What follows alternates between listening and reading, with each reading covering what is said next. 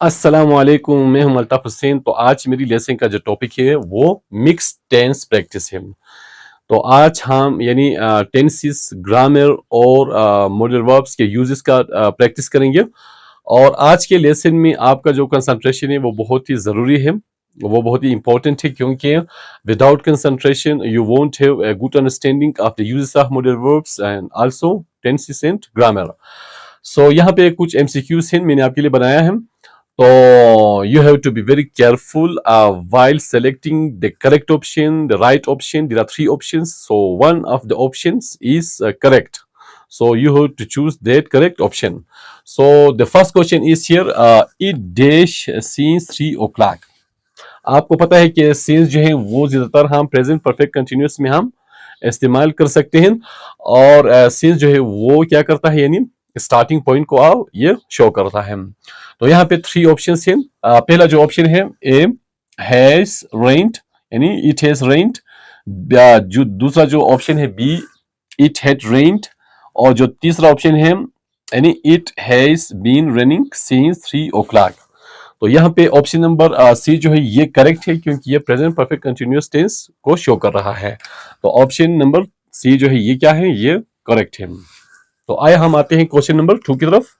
My uncle dash to see me yesterday. तो यहाँ पे आपको यस्टरडे जो आपको नजर आ रहा है ये यानी पास्ट को शो कर रहा है। तो आइए हम ऑप्शन को देखते हैं कि कौन सा ऑप्शन जो है वो यानी पास्ट के लिए से हम इस्तेमाल कर सकते हैं। तो my uncle comes to see me yesterday.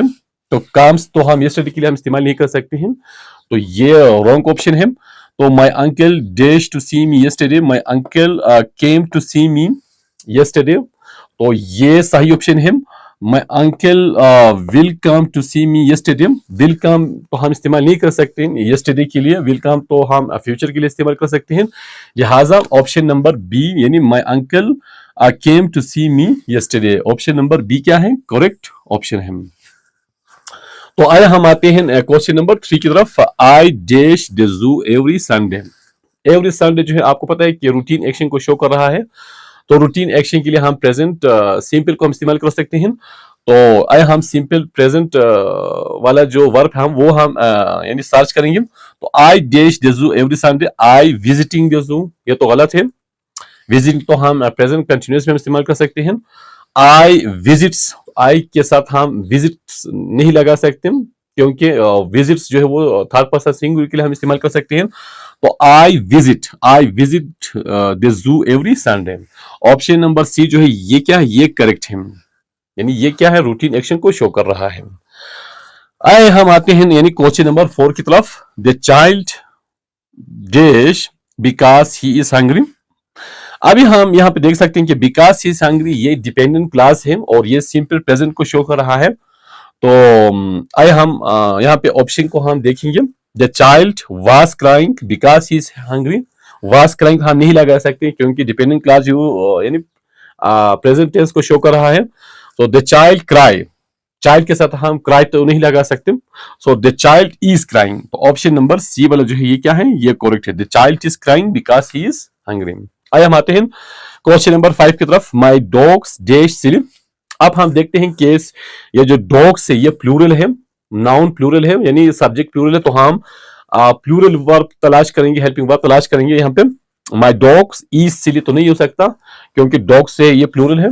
My dogs B में वाज सिली भी नहीं हो सकता। माई डॉग्स आर सिली, तो यहाँ भी ऑप्शन नंबर सी जो ये क्या है, करेक्ट है। आइए हम आते हैं यानी क्वेश्चन नंबर 6 की तरफ।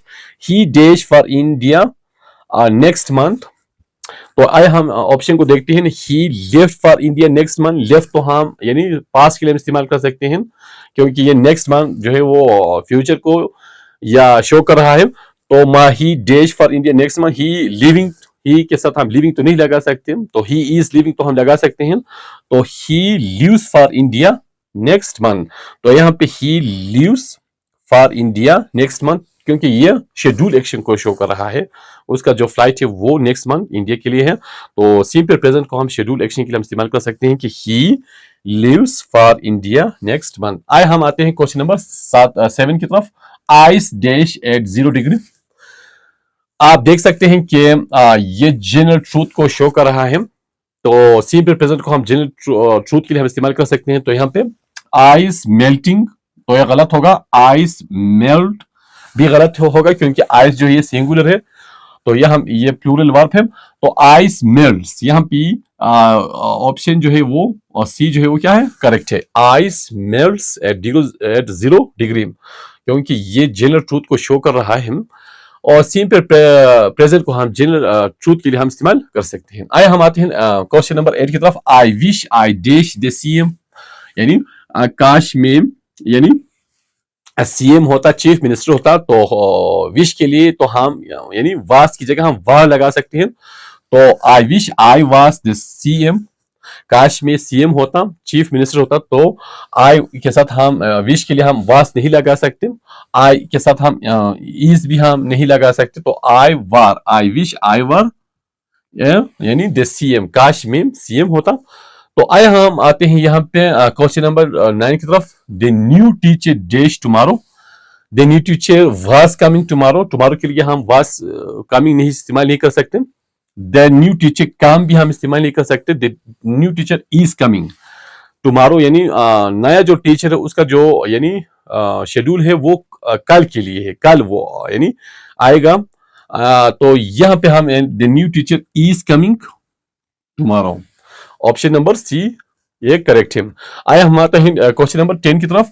You dash attend the meeting today, आज का जो मीटिंग है वो इंपॉर्टेंट है। तो यहाँ पे 3 ऑप्शन है। यू आर अटेंड, यू के साथ हम आर इस्तेमाल नहीं कर सकते, यानी सिंपल प्रेजेंट में डायरेक्ट हम वर्ब इस्तेमाल कर सकते हैं। यू बी का जो ऑप्शन है, you might attend the meeting today, तो ये माइट जो है लेस पॉसिबिलिटी को शो कर रहा है, तो भी रॉन्ग ऑप्शन है। You should attend the meeting today, you should, तो शुड जो है ये सही मॉडल वर्ब है। तो हम यानी you should attend the meeting today, should हम इस्तेमाल कर सकते हैं। आइए हम आते हैं क्वेश्चन नंबर 11 की तरफ। I dash see you tomorrow, यानी टुमारो जो है फ्यूचर को शो कर रहा है, तो हम ऐसा मॉडल वर्ब की तलाश करेंगे जो कि कल को वो शो करेगा। तो I see you tomorrow, I could see you tomorrow, तो ये भी रॉन्ग ऑप्शन है। I should see you tomorrow, तो ये भी कोई सेंसिबल ऑप्शन नहीं है। तो I will see you tomorrow, कल मैं आपसे मिलूंगा, तो I will see you tomorrow, यहां भी यानी ऑप्शन नंबर सी करेक्ट है। यहां पे आप देख सकते हैं कि क्वेश्चन इंट्रोगेटिव सेंटेंस है, dash you give me water please, तो ये पोलाइट रिक्वेस्ट को शो कर रहा है, यानी dash you give me water please. तो इसके लिए हम आपको पता है कि कैन, तो ये भी यानी कैन को हम पोलाइट लैंग्वेज के लिए इस्तेमाल नहीं कर सकते, ये भी रॉन्ग ऑप्शन है।